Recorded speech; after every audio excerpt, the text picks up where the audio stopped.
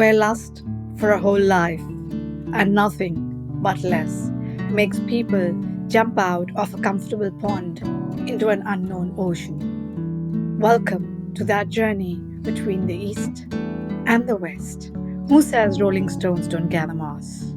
Hello everyone, I am Meenu Gupta, your host for the day, and I'm delighted to have you join me every week as amazing people share their incredible and inspiring life stories of straddling continents. Thank you.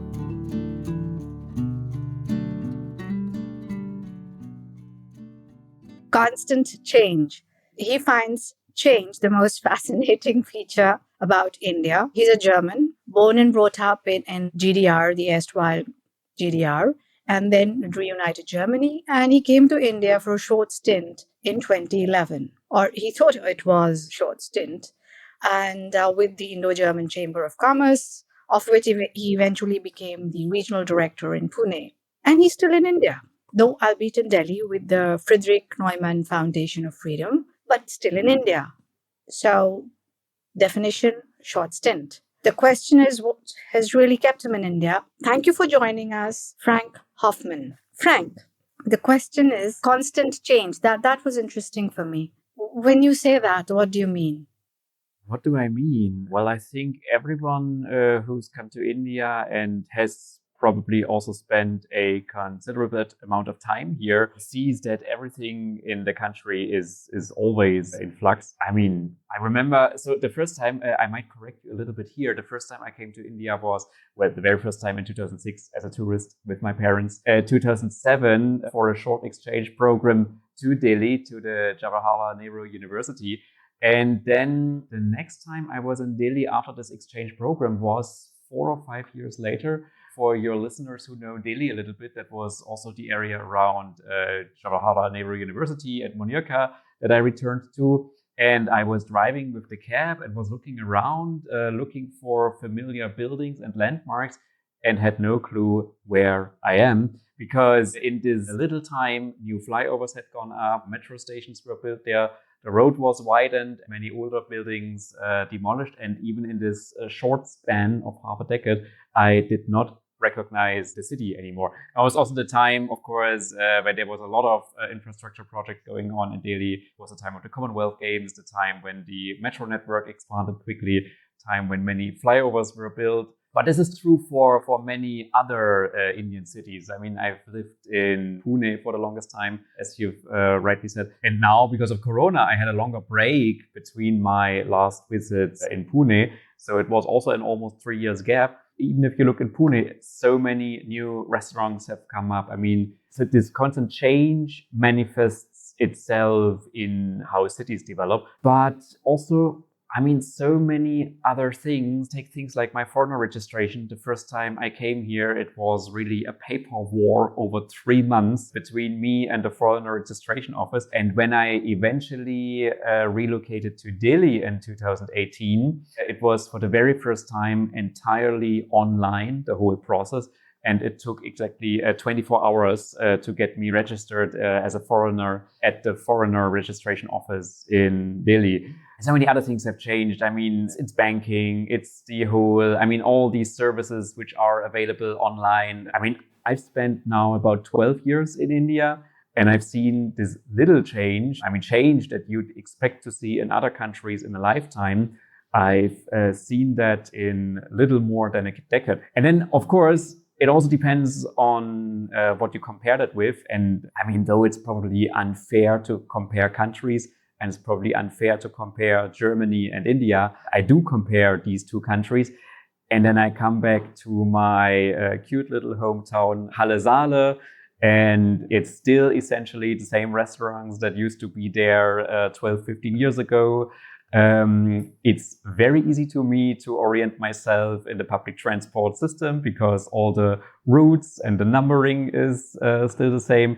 So I do not see so much change in these cities, which, I mean, I wouldn't even say that's bad, because Germany, and I think that's also what the country is known for, is very reliable. And I think that goes hand in hand to an extent, that you have not so much change, but that at the end, of the day also makes you very reliable and predictable, which admittedly India sometimes is not.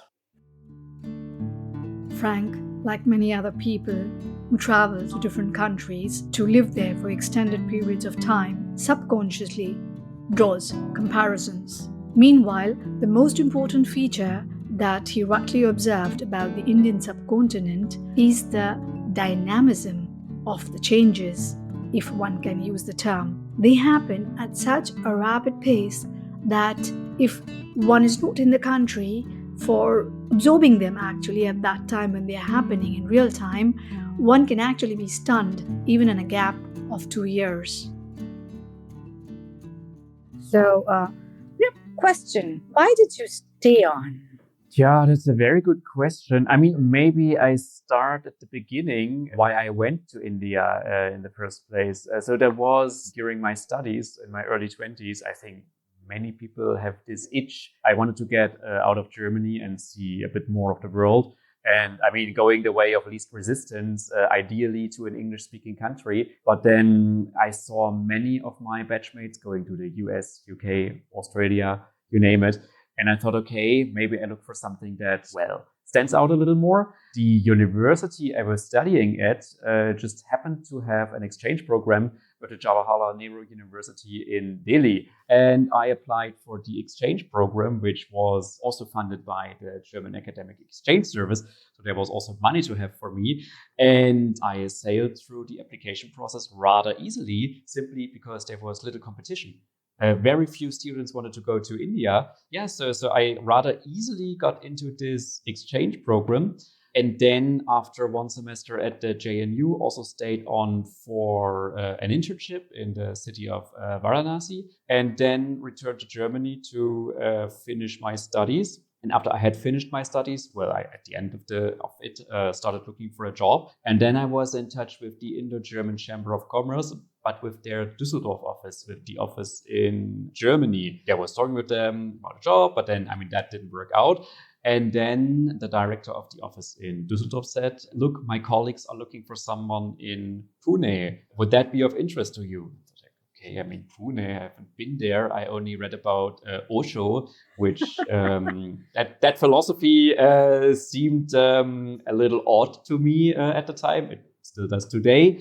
But that was the only thing I knew about Pune. But then I thought, okay, I mean, I'm young. I wouldn't mind some international work experience. Let me do that for a year or two. So that's how I ended up in Pune. And yeah, what made me stay? That's a very good question. Honestly, if you ask my friends today, my former boss called me the unofficial ambassador of Pune to Delhi because I always keep going on about what a beautiful and relaxed city Pune is and how good life was there, how green it is, how good the weather is.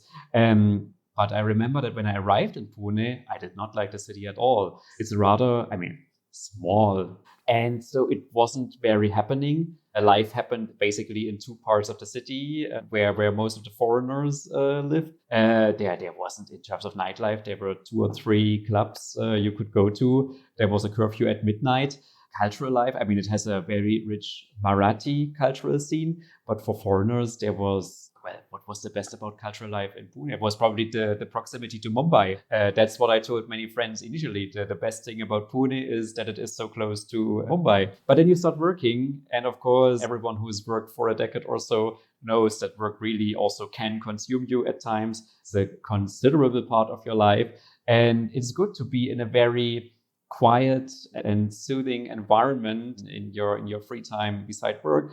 And then when you live there, I mean, you start discovering the good parts about a city. You discover that Pune is extremely close to nature. You're quickly in the Western Ghats. You have many reservoirs around the city. You drive 30 minutes, maximum 1 hour, and you're in some beautiful area where you can go for a hike, where you can spend the weekend. I said that the weather is quite pleasant. So you slowly discover, and it was around 2013 when I was like contemplating about whether to stay or to go. And I remember When I was going to Germany for Christmas in 2013, I was walking along, one of the main roads in Pune, for those of you who know Pune, Ferguson College Road. And for the first time, I was looking around me and thought, wow, actually, this is good. I mean, I wouldn't mind staying here. And I'm not looking forward to go to Germany for Christmas. I'd rather stay here for the Christmas break. So, slowly over time, the city started growing on me. And I guess I was also getting into a bit of a comfort zone. I thought, okay, let me give it another year or two. And I stayed on. So Pune grew on Frank so much that he stayed over at times, even during the Christmas holidays. His avid description of the city, which is neither a small town or a metropolitan, is actually quite charming. The question still remains, but why did Frank really stay back in India? And then I think it was another 2 years later, there was again that moment where I had to decide, do I stay, do I go? At that time, I have to say it was really professional reasons that made me stay. I had the chance to take over the office as the director. And I thought that would be a great step for me personally in my career. It was the first time that I then really had to head an office. And that also came with good opportunities. We expanded. Pune is one of the major hubs for German companies. And there were, especially in the time, until the global financial crisis, there were many, many companies coming in and expanding. The city was growing quickly, and so was the office. Really exciting things happening during that time, just because everything was happening so quickly. So there was still a lot of learning for me, in spite of having spent 4 or 5 years in Pune already. So yeah, there were always reasons for me to stay. And then in 2017, it was then 7 years after moving to Pune, after having joined the Indo-German Chamber. In German, we have that saying, man soll gehen, wenn es am besten ist. You should leave when times are at their best. And really, maybe in hindsight, maybe I didn't know it back then, but maybe in hindsight, I can say that I decided to leave when times were at their best. I think that's also one of the reasons why I have such a good memory of Pune, that I had the best time in Pune at the moment when I decided to leave. Because it was then 7 years, and as a director in the office, there is in Pune no further room to grow. So if you want to develop personally, then there is only, either you go somewhere else in the organization or you go to a different organization. So it just felt to be a right moment in time. And so in 2017, I decided to leave Pune. So you moved in 2018. So this was just 2 years before Corona hit, right? Yes, correct. But yeah, I understand. I've been to Pune. It is a laid back and really nice town. And I understand why it must have grown on you. But when you came here first, just for a visit, that many years ago, that's interesting for me. I find that aspect also fairly fascinating. What to think of the country before they come, when they come. And there's a reason for that, I'll tell you. So did you have any, if I said India, right now what I understand is for you, constant change. Okay. That would sort of sum it up. So did you have a line in your brain, or because some people who have different images and some people have very bad ones and good ones. So it doesn't matter what you had, just an idea. Was there something in your mind, an image that you had when you said India? Probably, but it's hard to recall that now. And I might add, I said earlier that I was as a tourist in India for 2 weeks the previous year. So I had seen the country before, so it wasn't a total surprise to me. And fortunately, my parents used to love traveling and still love traveling. And they really took my sister and me when we were kids and then when we were adolescents. They took us to places around the world. So I think that had helped to not come with a set image of a place to that place. So I'm sure I had some image of what India might be when I traveled here for the first time. But now, after having spent more than 12 years here, it would be very hard for me to give you an honest account of what that image would have been back then. Yes, you're right. When you've traveled a bit, then you don't have a judgmental image in your brain. You're open. It's like more of an adventure. And okay, you bring it up. Yeah, that is to say, yeah, I think we all have our judgments and biases. I probably did not come here with a non-biased view of India, but I could imagine that it had helped to have maybe a little less of a set image of India, and it helped me maybe also adjusting a little better to what the country is.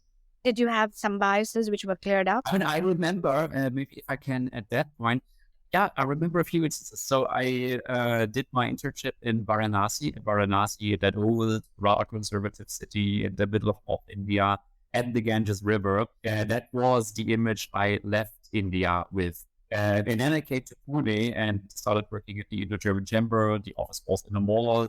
And this was really a striking difference to me. I remember how I, in the first couple of days, was surprised that none of my colleagues was wearing saris. I mean, women in Varanasi, 90% of them would wear saris.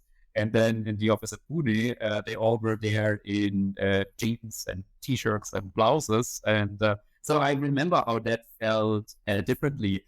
I mean, there are other biases, but is it a bias? I don't know. It's just like images that stay with you.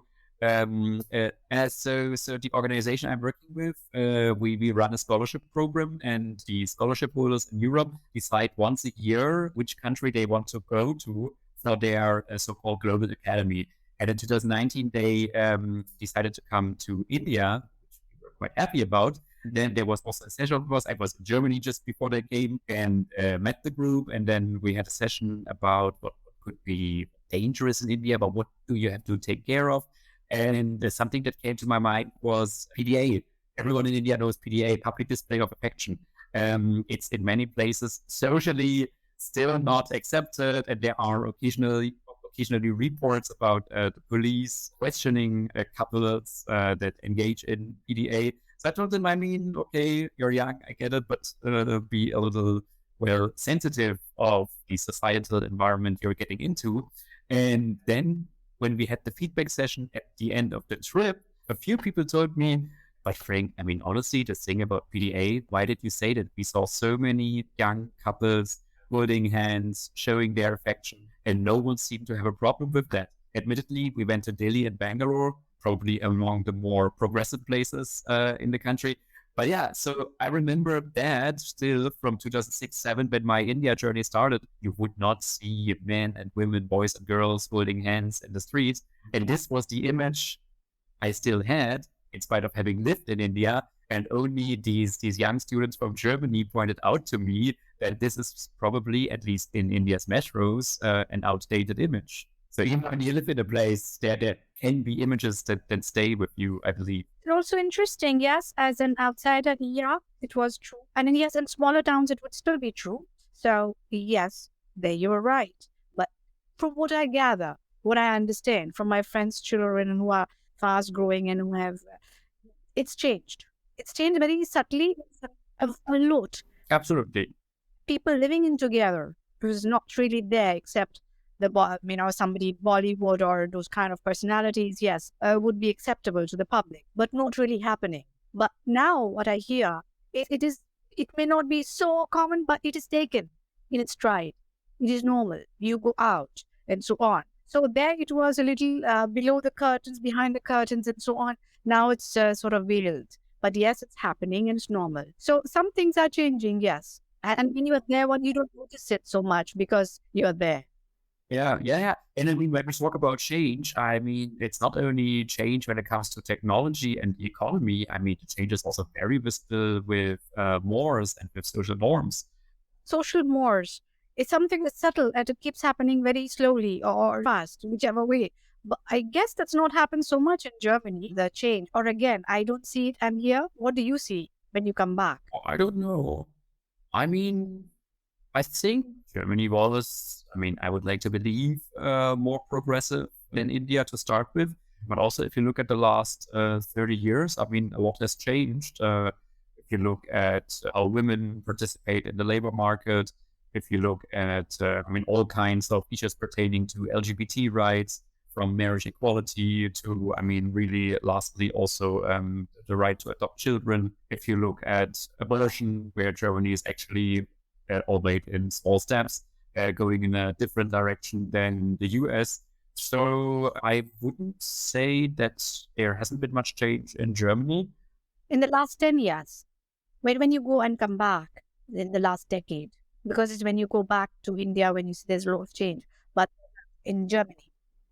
In the last decade in Germany, yeah, I mean, also many of these changes came about in the last decade. I mean, I don't know when marriage equality was introduced. I remember it was under Angela Merkel, but Angela Merkel was the chancellor for 16 years, so it's hard to recall the exact year. Then I think it was this year that a ban on advertisement for abortion clinics fell. It was in 2007, I believe, that gay couples I mean, since 2017, they are allowed to adopt children.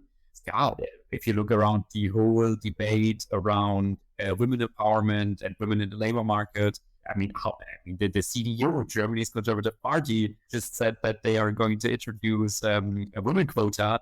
I mean, it would have been impossible 10 years ago. So I believe, this aspect of change also in Germany is a thing not much, the pace in this field is not much slower than in India, I would say, which is good to see. So it's at different levels.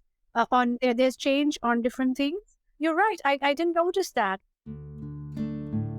Frank and I draw in depth comparisons of levels of changes in India as well as in Germany over the last decade and more. And these changes are not just to do with technology or infrastructure, they're also about the evolution of societal norms and ways of being. Thank God for that. At least we know that there are changes happening in both the Eastern and the Western Hemisphere. There's another thing that what I believe, and I know of people who come to India, both as travelers and some people who even stay in India, they can either hate it or love it. There's nothing in between. Would you agree there, Frank? I mean, of course, I've also heard that often, and I've seen that with quite a few people, but I'm not for sure that does justice to the very complex country that India is.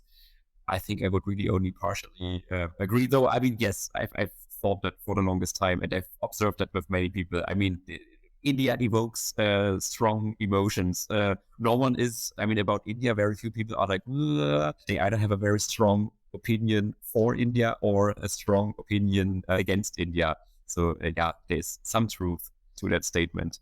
So that would be interesting to know from you. See, being an Indian, when I ask, let's say, a person of foreign origin about what they hate, their strong feelings, they might, in order not to hurt my feelings, they might give me another version. So you, from those mouths, literally, can probably, what are the reasons for this? Because you've been here a long time, or a decade now. The other people who just come and visit and go, just on an average, what do they really hate from another lens? Hate is a strong word, but what is for travelers, especially from what might say rich countries, what is a huge challenge in the first couple of days always, even for me when I keep traveling back and forth between India and Germany, is the sensory overflow in India. It's loud and it's colorful and the smells and the attack on your taste buds that can get too much for people. Because I don't know where you live in Hamburg, if you live in the city center or in a suburb, but it's all very calm, quiet. You don't see people in the streets, and then you come to the city center of Delhi, or you go to Old Delhi, that can overwhelm people.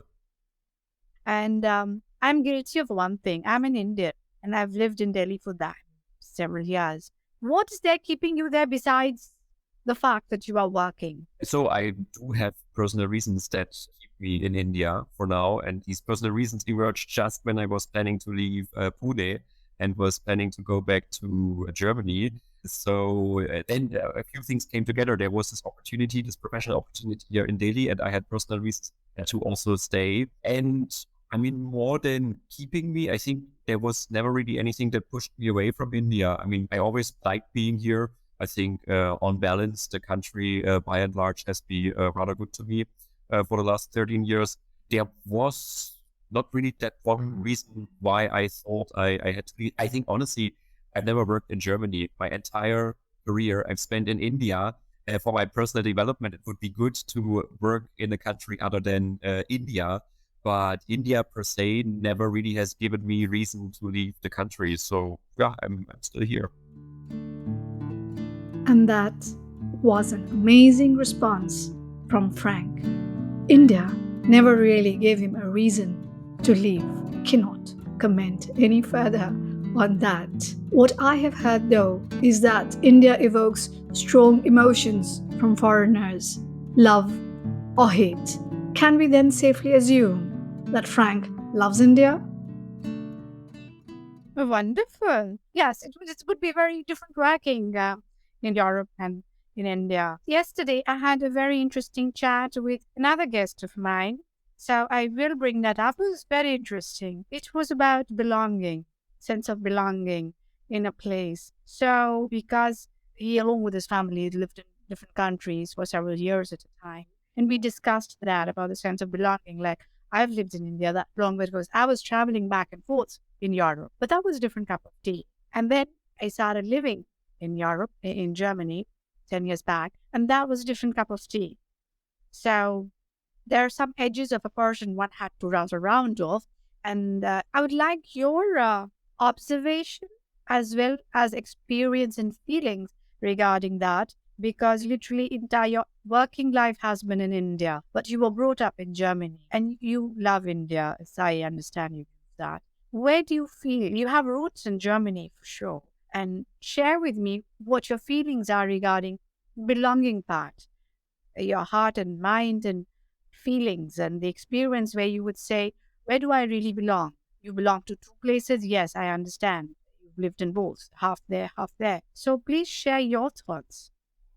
So I think the pandemic was very instructive in this regard because I couldn't go for Germany to Germany for such a long time that I really, for the first time in years, had the feeling that I'm missing out on something. And there's also, I think that has a lot to do with your personal situation. So my sister had a son last year. The first time I met him was when he was like half a year old already. And I mean, kids at that age develop so quickly, and I miss out on a lot of that development. So Germany, in that regard, because simply my family is there, my parents are there, my sister is there, now my nephew is there, will always be home, and I always have places to go to. I always have people to go to. So in that sense, I think that sense of belonging to a place in Germany will not leave me anytime soon. But I mean, at the same time, I've lived here for now substantially more than 10 years. My entire life is here. My place is here. When you talk about things like your bank accounts, your job, your entire social circle, your friends, I mean, everything is here. So in this regard, I mean, India is home to me for all practical purposes.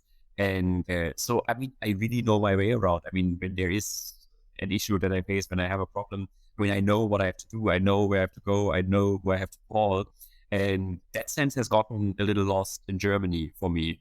Now, sometimes there are scenes where I feel, I think one could say insecure. I mean, an example, I was in Hamburg actually at the India Week last year. In the hotel, there was this notice on the lift that only two people can be in the lift at the same time because of Corona. And like one lift after the other would pass, and there were two people in.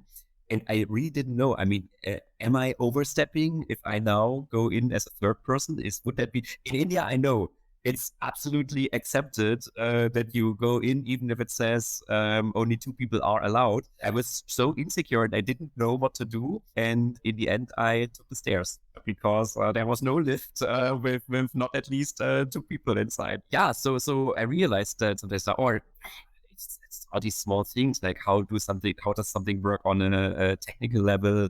Like Germany had at some point introduced these automated border controls, and I sometimes in India you have a lot of people predominantly from rural India who, when they are in a mall or in an airport for the first time, and for the first time in their life they have to use an escalator, so then they stand very respectful just in front of that escalator and really take courage to make that, I wouldn't say leap of faith, but that step of faith and to step onto that escalator. And that's how I sometimes feel. That's how I felt, for example, when these automated border controls were introduced in Germany. And then I had my passport. And I thought, okay, now how do I get through this thing? So I often now have this step or leap of faith moment in Germany where there is something which everyone around me seems to know how it's working, and I'm the only one who doesn't know how it works. So I have quite a few of these moments these days when I'm in Germany, simply because this disconnection, I slowly feel that. And also now with that in combination with the personal reasons that I have to be in Germany more often, I think now I also try to be there a little more often than I used to be. That's interesting. So, when you go into a new country, you go through a process of integration mentally and trying to understand the people, place, culture. So you integrate. And then after some years, or if the years have been more than 3 or 4 years, when you go back to your country, the process of reintegration sort of happens because that country has done, some changes, but yes, not as vast as in India. But yes, you were out of sync last week in India. I went to a bank to make some changes. When I was exiting from the bank, apparently they were very nice. In India, that I'm so glad. They make sometimes time for you. They understand, they try to understand your inconveniences as well. So it was closing time, it already closed the operations. So they let me in and they allowed me to do a little work there, signatures and so on. Very kind of them. And then when I was exiting, there was a glass door, and after the glass door was a shutter, which was half down. And I had forgotten that in India, when the banks, a lot of these kind of banks, this was a government bank, when they close, they bring half the shutter down if some people are inside, not the whole one. I did not look at that. I just saw, okay, I'm opening the glass door. It's opening, pushed the door open, and I was out. I was not out. I was right into the metal shutter. Entire eye and forehead banged straight into it. Made so much noise that all the passers-by stopped. And they all tried to help me, They actually walked up to me, ma'am, show me your head. Is it bleeding? And I don't know what the scenario would have been in Germany. They actually made me sit inside, have a glass of water, kept the hand on my forehead. Somebody else was holding their hand on my forehead, and I'm muttering, why was the shutter down? Shutter should be either up or down. Why was it half down? And then it was my dad explaining later, you've forgotten. It was always like this. When it's closure time, we were the people who inconvenienced them. They didn't. And but it was nice. They were trying to get me ice and 2, 3 people, somebody else holding my head for me. And the passers-by had stopped. So I realized this was the India I knew, and I'm now reorienting myself, and I'm the one inconveniencing other people, and I'm saying, hey, listen, they inconvenienced me. So it was reintegration for me in India. I totally understand when you have to go there and understand, oh, stand there. I also do the same. I respectfully stand there. Okay, something must have changed. I'm trying to get there. So yes, it's actually interesting when people cross countries and try to come back. So I'm glad we are sharing this. I'm sure a lot of people go through that without giving a name to it. And some others who have not gone through that will go through that.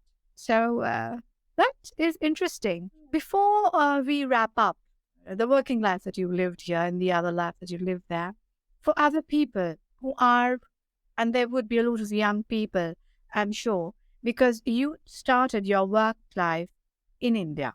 Is there something inspiring or something which you can help other people try to take the leap of faith when they try to switch countries and so on?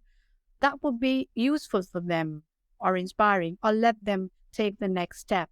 Because for you, it was really literally a leap of faith and a 6-letter word, which I will leave you to guess. I'm going to ask you that. What is that word? Okay. But before I do that, maybe it would help other people explore this the East as well. So I think at the end of the day, it's a very personal experience. I think that there is, for some people it works, for others it doesn't, and there's no right or wrong about it. It's also not that the country is right or wrong. It sometimes doesn't work. I mean, what I did for quite a while in the beginning was you continue to compare countries. When something doesn't work in India, then you're like, oh, but in Germany we do it this way and that way. And I mean, that's a killer. I mean, you cannot keep comparing your home country to the place where you live. I mean, it's a different place. And that took me just like 2, 3 years to really stop comparing India to Germany. I mean, if call it an advice, I don't know, but if I could give people advice, I mean, really make an active effort to stop your comparing your home country to your new home. That would make life much easier. Yeah, So essentially, to keep an open mind, the attitude open. probably. Yeah. Well, what does it mean at the end, an open mind? I mean, I think it's this constant comparing that is one aspect of that.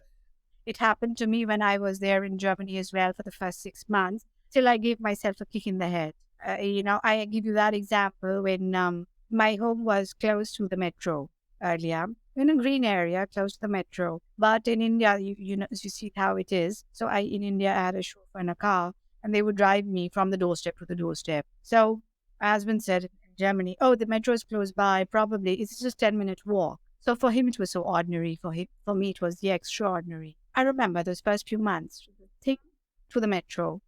I would walk there and I would wonder, I would think of changing shoes. I would wonder, why am I doing this? What have I left behind? What have I left behind? Till I gave myself a kick. And just in that instant, really, Frank, next day, I walked to the metro. I looked around. I loved the green. I enjoyed the scenery. I started enjoying. So I became more aware. So it was literally an awareness moment. You live in the moment and you enjoy it. And it was a beautiful experience. It continues to be. I enjoy the difference. So that's something which I learned that day for myself. I started enjoying the difference rather than pushing against it. I mean, at the end of the day, as much as we would wish that sometimes the country will not change for you. I mean, it's you who has to get used to living in that country, especially not a country like India with 1.4 billion people. Change sometimes doesn't come about as fast as we would wish it does. So that word, Frank. So that leap of faith brought you here. And there is a 6-letter word I was thinking of, probably also. Oh, you mean a Hindi word? It's an English word. Oh, it's an English word. Oh, my guess would have been jugaad in that case, but... So what got you to India besides your leap of faith in that sudden thing? Now you're really catching me off guard. I need some more hints. Or you just solve it. That was the idea. Destiny? Is it even a 6-letter word? Oh yeah, it is a 6-letter word. Oh, seven, sorry. That's why I couldn't guess it. Yeah. I'm sorry. But do you think it was that? As a European, do you think it was that? If I believe that destiny brought me here, we almost get into this spiritual, religious kind of reasoning, but maybe it was. Okay, so but then the question, as a German, do you believe in that? Destiny. Yeah. That's a tough question. I mean, probably not. I think really that we shape our own lives, but I mean, I'd also be lying if I said there were never moments in my life and in my time here in India where I didn't think there was maybe some destiny involved. Yeah, I totally understand. I just wanted to get your viewpoint on that subject as a European. What do you think? That was what I wanted to get. Thank you so much for joining me, and it's been a pleasure. Thank you. And that, my dear listeners, was a snapshot of Frank's journey in India. And the parting message he left us with was, do not get lost in country comparisons when you are in the process of settling in a different country. And I wholeheartedly agree with that. And I add on to it, go with the flow, enjoy the people, enjoy the diversity of people, place, and culture. It's all in the attitude. What do you think, folks? Thank you for listening to the series Between the East and the West. Do subscribe to the channels mentioned on the site in case, of course, you liked what you heard. I am Meenu Gupta, the host of the series, and I'll be looking forward to your comments. We love feedback. Thank you once again. Namaste and bye bye.